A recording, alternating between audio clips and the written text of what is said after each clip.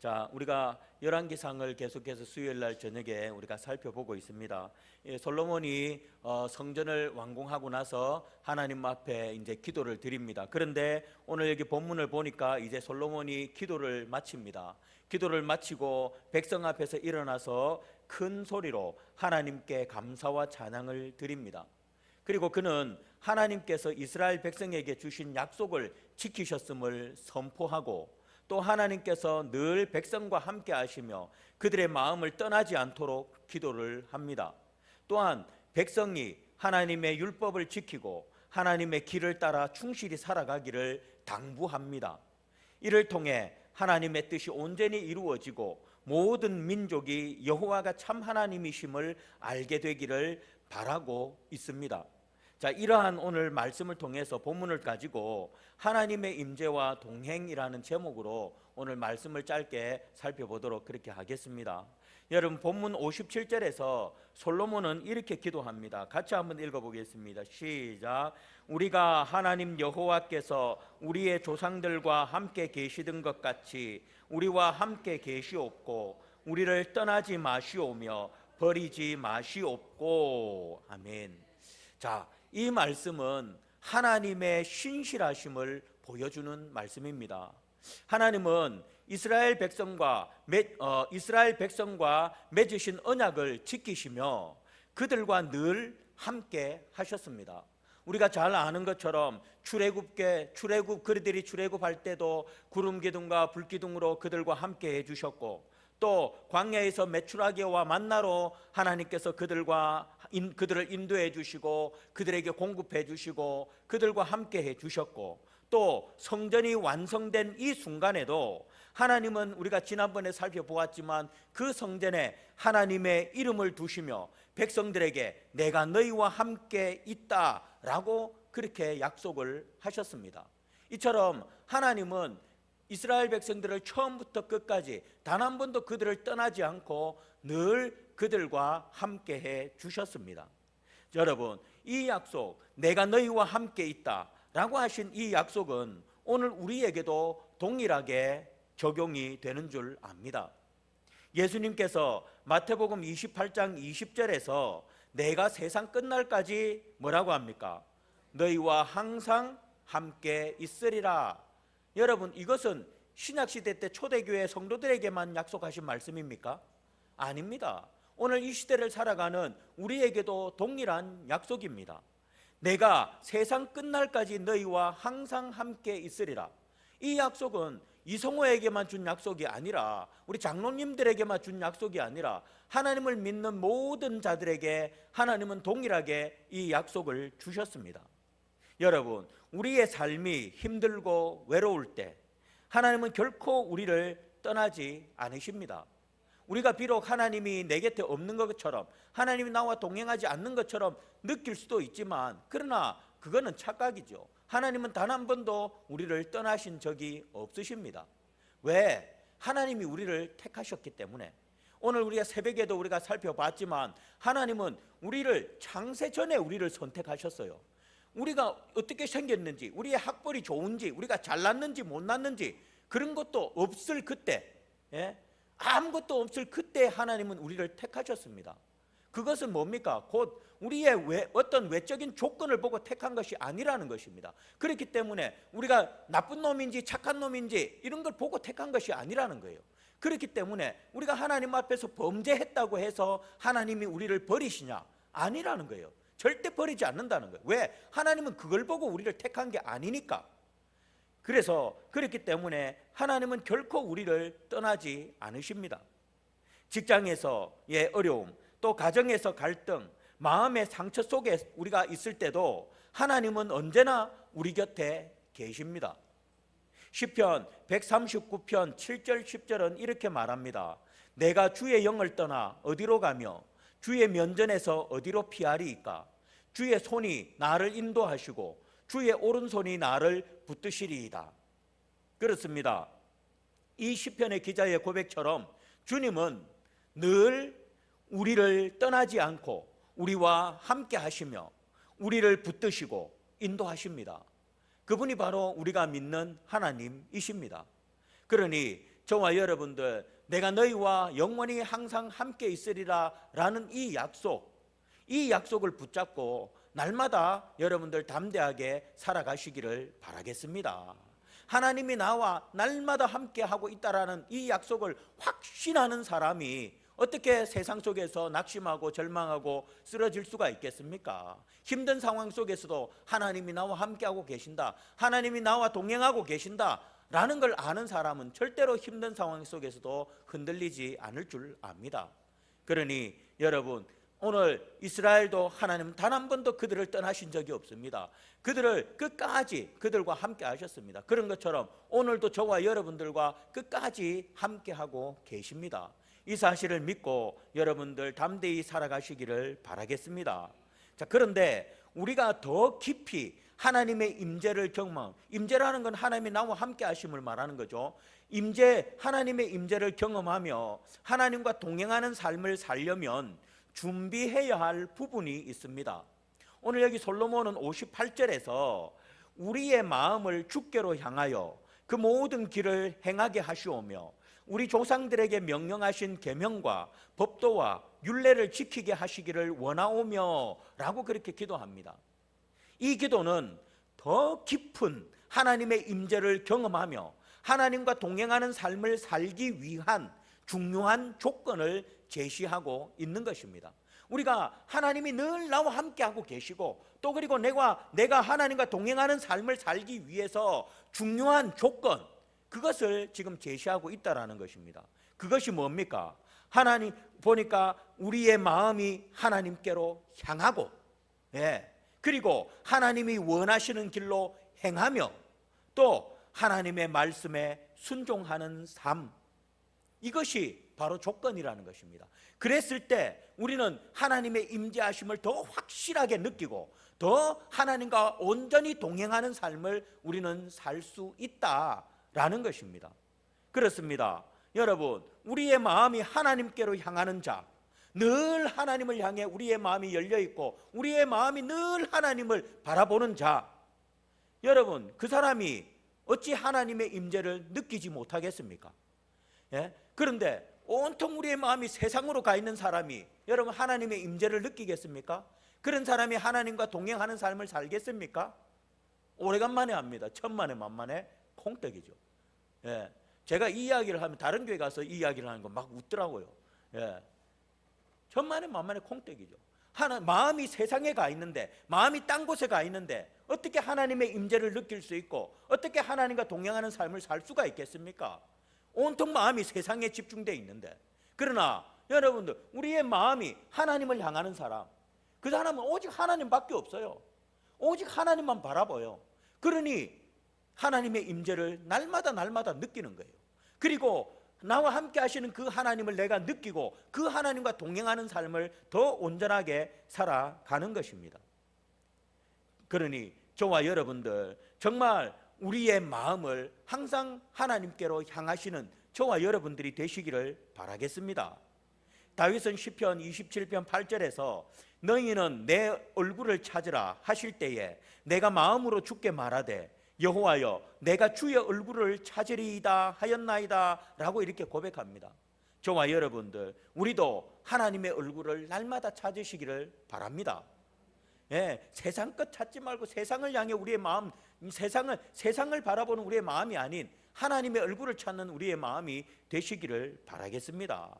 그래서 정말 하나님의 임재를 우리가 느끼고 하나님과 더욱더 동행하는 삶을 살아가는 그런 복된 성도님들이 되시기를 바랍니다. 그리고 또 한 가지가 더 있습니다. 거기 보니까 58절에 보니까 뭡니까?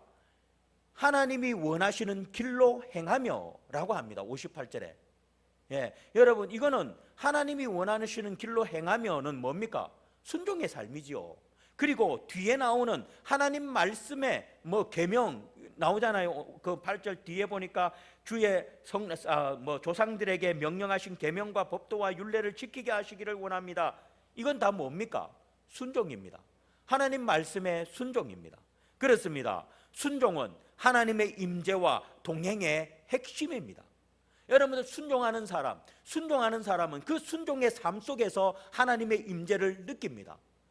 그 순종하는 삶 속에서 하나님이 나와 동행하고 계심을 느낍니다. 그런데 여러분, 이것도 한번 반대로 생각해요. 하나님 말씀에 순종하지 않는 사람이 하나님의 임재를 느낄까요? 하나님께 순종하지 않는 사람이 하나님과 동행하는 삶을 살까요? 또 말합니다. 천만에 만만에 콩떡입니다. 절대로 그렇지 않습니다. 그러나 하나님 말씀에 절대로 순종하는 사람은 날마다 그 순종의 삶 속에서 하나님이 나와 함께하고 계심, 하나님의 임재를 느끼고, 그리고 하나님과 온전히 동행하는 삶을 살아갑니다. 오늘날 우리도 말씀에 순종할 때 하나님의 임재와 동행을 더 깊이 느끼게 될 것입니다. 우리의 일상 속에서 하나님의 말씀이 우리에게 요구하는 것이 무엇인지 귀를 기울이고 작은 것부터 순종해 나갈 때 하나님의 임재와 동행을 더 명확히 경험하게 될 것입니다. 그러니 저와 여러분들 정말 하나님 말씀에 순종하기에 힘쓰는 그런 자들이 되셔서 하나님의 임재와 동행하심을 명확하게 경험하는 그런 저와 여러분들이 되시기를 바라겠습니다. 여러분, 우리의 마음이 하나님을 향하고 또 그의 모든 길로 행하며 계명과 법도와 율례를 지킬 때, 즉 우리의 마음이 하나님을 향하고 하나님 말씀에 순종할 때 우리는 더 깊은 하나님의 임재를 경험하며 하나님과 동행하는 삶을 살아갈 수 있습니다. 자, 그런데 이러한 하나님의 임재하심과 동행하는 삶은 단순히 우리만의 축복으로 끝나지 않습니다. 여러분, 하나님의 임재를 느끼고 하나님과 동행하는 삶을 살아가는 것, 이것이 얼마나 축복입니까? 이것이 얼마나 큰 축복입니까? 그런데 이 축복은 우리만의 축복으로 끝나지 않는다라는 것입니다. 59절에서 솔로몬은 자신이 강구한 모든 말씀이 주야로 하나님께 가까이 있기를 원한다라고 그렇게 기도합니다. 자, 이것은 하나님께서 자신의 기도를 기억하시고 이스라엘 왕인 자신과 백성에게 날마다 하나님의 지속적인 임재와 동행하심으로 그들을 돌보아 달라라는 것입니다. 솔로몬이 이렇게 기도하는 궁극적인 목적이 바로 60절에서 나타납니다. 하나님께서 지속적인 임재와 자신들과 지속적으로 임재하시고 동행하심으로 말미암아 그들을 돌보아 달라라고 이렇게 기도하는 것은 그 목적이 바로 60절이라는 겁니다. 뭡니까? 60절 같이 한번 읽어보겠습니다. 시작. 이에 세상 만민에게 여호와께서만 하나님이시고 그 외에는 없는 줄을 알게 하시기를 원하노라. 아멘. 자, 이 말씀은 하나님의 백성들의 삶 속에 나타나는 하나님의 임재와 동행은 온 세상에 하나님을 드러내는 목적을 가지고 있다라는 것입니다. 즉, 여러분, 하나님께서 우리 가운데 임재하셔서 우리가 하나님과 동행하는 삶을 산다고 한번 생각해 보시기를 바랍니다. 그 사람이 하나님 앞에서 어떤 삶을 살겠습니까? 하나님과 동행하는 사람, 하나님이 나와 함께 하신다, 하나님이 임재하심을 느끼고 하나님과 동행하는 삶을 사는 사람이 삶을 어떻게 살겠습니까? 거짓된 삶 살겠습니까? 악한 삶을 살겠습니까? 그렇지 않죠. 그 삶에 정직하게 살려는 노력이 보이지 않겠습니까? 그리고 선한 삶을 살려고 노력하는 모습이 분명히 보일 것입니다.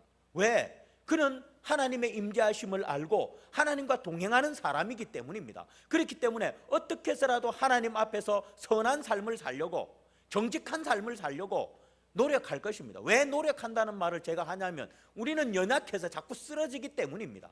하나님이 나와 동행하면 알지만 그럼에도 불구하고 우리는 쓰러지는 존재들이기 때문에. 그러나 하나님이 나와 동행하는 삶을 사는 사람은 쓰러지지만 다시 일어나서 또 노력합니다. 계속해서 정직하게 살려고, 거짓되지 않게 선한 삶을 살려고 노력합니다. 그래서 세상 사람들은 하나님과 동행하는 사람을 통해서 하나님의 임재를 느낍니다. 옆에서 보니까 저 사람은 예수 잘 믿는 사람인데 보니까는 뭔가 우리하고 달라. 왜? 항상 하나님과 동행하는 그 동행으로 말미암아 정직한 삶, 선한 삶을 살려고 노력하니까요. 그러니까 세상 사람들 눈에도 그것이 보이는 겁니다. 그래서 하나님과 동행하는 삶을 사는 자들을 통해서 세상 사람들은 하나님을 보게 되는 것입니다.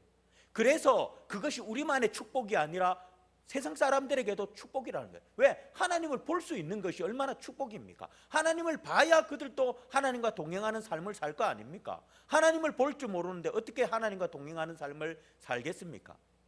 마태복음 5장 14절을 보면 너희는 세상의 빛이라. 너희 빛이 사람 앞에 비치게 하여 그들로 너희 착한 행실을 보고 하늘에 계신 너희 아버지께 영광을 돌리게 하라 라고 말씀하십니다. 세상 사람들의 눈에 하나님의 임재는 보이지 않습니다. 하나님이 우리 가운데 임재하고 계시는 것 우리는 느끼지만, 하나님이 내 속에 임재하고 계시는 것 나는 느끼지만, 그러나 세상 사람들은 어떻습니까? 하나님이 우리와 임재하고 있는 걸 보지는 못합니다. 그러나 하나님과 동행하는 사람의 삶은 분명히 보입니다. 세상 사람들의 눈에 하나님이 우리와 임재하고 있는 것은 보이지는 않습니다. 그러나 그 세상 사람들 눈에 하나님과 동행하는 사람의 삶은 보인다라는 것입니다. 하나님과 동행하는 사람의 말과 행동, 사람과의 관계 속에서 하나님이 드러나기 때문입니다. 그런 사람은, 하나님과 동행하는 사람은요, 반드시 하나님이 드러나게 되어 있습니다. 늘 하나님과 동행하기 때문에 하나님이 드러나게 되어 있습니다. 그래서 세상 사람들이 그 사람을 통해서 하나님을 보는 것입니다. 그러므로 세상은 하나님과 동행하는 삶을 사는 그의 삶을 통해 하나님을 보게 되는 것입니다. 그래서 솔로몬은 61절에서 이렇게 권면합니다. 같이 읽겠습니다. 시작. 그런즉 우리 하나님 여호와께 온전히 바쳐 완전하게 하여 오늘과 같이 그의 법도를 행하며 그의 계명을 지킬지어다. 아멘. 그렇습니다. 세상이 우리를 통해 하나님을 보게 하려면 우리는 더욱더 하나님의 법도와 계명을 지켜야 합니다. 즉 하나님의 말씀에 순종하는 삶을 살아야 합니다. 그리할 때 하나님이 우리 가운데 임재하시고 동행하심으로 말미암아 우리의 삶이 세상 사람들에게 빛이 되는 것입니다. 저와 여러분, 우리의 삶에 하나님의 임재와 동행하심이 있기를 바랍니다. 그래서 우리의 삶 속에 나타나는 하나님의 영광을 세상 사람들이 보고 그들도 주님과 동행하는 자들이 될 수 있기를 주의 이름으로 축복드리겠습니다. 말씀을 맺겠습니다.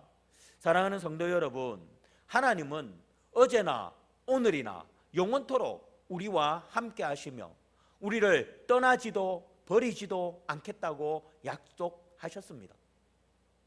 우리가 힘들고 외로울 때에도 삶의 어떤 상황 속에서도 주님은 우리 곁에 임재하고 계십니다. 그러나 이 하나님의 임재는 단순히 우리만을 위한 축복이 아닙니다. 솔로몬의 기도처럼 우리의 마음이 주를 향하고 하나님의 말씀에 온전히 순종하는 삶을 살아갈 때 우리는 더욱 주님과 동행하는 삶을 살게 되고, 그런 우리의 삶은 세상에 하나님이 살아계심을 보여주는 강력한 증거가 되는 것입니다. 그로 인해서 세상은 우리의 착한 행실과 우리 안에서 역사하시는 하나님의 임재를 통해 하나님만이 참 하나님이심을 알게 되는 것입니다. 우리는 세상의 빛입니다. 우리의 삶이 곧 복음입니다. 여러분들이 그 삶이 바로 복음입니다. 하나님과 동행하는 그 삶, 그게 바로 복음입니다. 그런데 이 말은 여러분들이 하나님과 동행하는 삶을 살지 않는다면 여러분들의 삶은 복음을 가로막는 것밖에는 안 된다라는 것입니다. 그러니 우리는 하나님과 늘 동행하는 삶을 살아야 합니다. 그래서 하나님과 동행하는 삶을 통해 세상 사람들에게도 저 사람이 하나님과 동행하고 있구나가 보여야 합니다. 그래야 그것이 복음이 되고 그 사람들에게 말로, 굳이 저희가 우리 강도사님도 그렇고 저도 그렇고 저기 미장원에 같은 데 가거든요. 우리 사모님도 거기 가고 우리 집사람도 거기 가는데, 미장원에 가는데 저는 거기 가서 잘 예수 믿으세요, 지금 교회를 잘 안 다니세요, 옛날에 다녔는데 어머니는 전도사라 했어요. 하여튼 뭐 근데 안 다녀요. 근데 저는 거기 가서 머리 자르면서 다른 뭐 예수 믿으세요라는 말, 교회 오세요라는 말 자주 하지 않습니다. 어쩌다 한 번씩 던집니다. 어쩌다 한 번씩. 여러분, 우리가 아무리 말로 전도해도요, 그 사람의 동행하는 삶이 그 사람 눈에 보이지 않으면 그 사람 복음이 전해지지 않습니다. 우리가 그 믿지 않는 모임도 제가 가지만 거기서도 마찬가지입니다. 제가 거기 가서 맨날 첫날 예수 믿으세요 그러면 그 모임 깨집니다. 그런데 말로 하지 않습니다. 그냥 삶으로 성실하게 내가 하나님과 동행하는 사람이고 나는 하나님의 사람이다 라는 것을 보입니다. 그러면 그들은 자연적으로 내 삶을 통해서 저분은 목사님이고 역시 목사님 뭔가 다르네 라는 것을 그들은 말하지 않지만 분명히 느낄 것입니다. 그러다가 나중에 한마디 던지면 그것이 진짜 강력한 복음이 되는 것입니다. 여러분, 정말 주님과 동행하는 삶, 그것이 바로 우리의 복음입니다. 강력한 복음입니다. 그러니 저와 여러분들 정말 여러분의 일터에서, 가정에서 만나는 모든 사람과의 관계 속에서 하나님과 동행하는 삶이 그들에게 비춰져서 그들이 여러분을 통해 하나님을 볼 수 있도록 하는 그런 성도들이 되시기를 바라겠습니다. 기도하겠습니다.